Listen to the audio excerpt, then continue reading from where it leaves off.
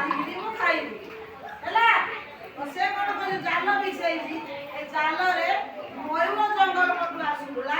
ମୟୂର ଏଇ ଜାଲ ଭିତରେ ପଡ଼ି ଯାଇଛି। କିଏ ପଡ଼ି ଯାଇଛି?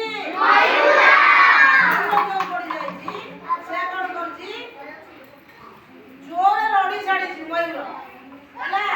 ଯୋଉ ରଡ଼ି ଛାଡ଼ିଛି ତା ରଡ଼ି ଶୁଣିକିରି କିଏ କାଉ ଶୁଆ ବଗ ଆଉ ଚିଲ ହେଲା ଏମାନେ ସବୁ ପାରା ସମସ୍ତେ ଆସି କ'ଣ କଲେ ତା ପାଖକୁ ଦୌଡ଼ିକିରି ପଳେଇ ଆସିଲେ।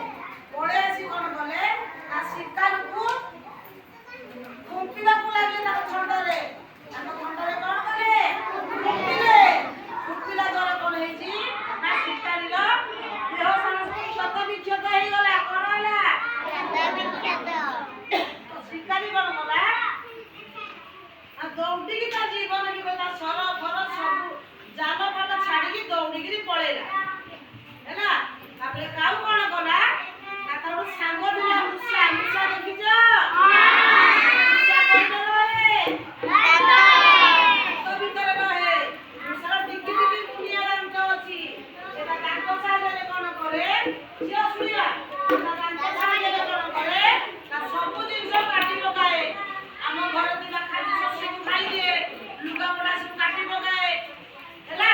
ତେଣୁ ସେ କ'ଣ କଲା ନା ମୂଷାକୁ ଡାକିଲା। କିଏ ଡାକିଲା? କାଉ ଡାକିଲା। ମୂଷା ଭାଇ ଆଉ ଟିକେ ଆସିଲ।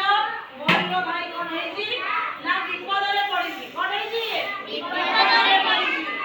ମୂଷା ଆଡ଼ୁ ଆସିଲା। ମୟୂର ଯୋଉ ଜାଲରେ ପଡ଼ି ଯାଇଥିଲା ସେ ଜାଲକୁ ତା ଦାନ୍ତ ସାହାଯ୍ୟରେ କାମୁଡ଼ିବାକୁ ଲାଗିଲା।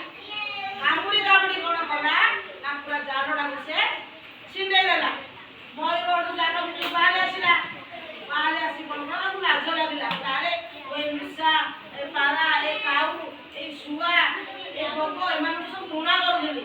ଆଜି ଏମାନେ ମୋତେ ବିପଦରୁ ରକ୍ଷା କଲେ। ତେଣୁ ସେ ସମସ୍ତଙ୍କୁ କ୍ଷମା ମାଗିଲା। ଆପଣ ମୋତେ କ୍ଷମା କର, ମୁଁ ଆଉ କାହାକୁ ଘୃଣା କରିବି ନାହିଁ।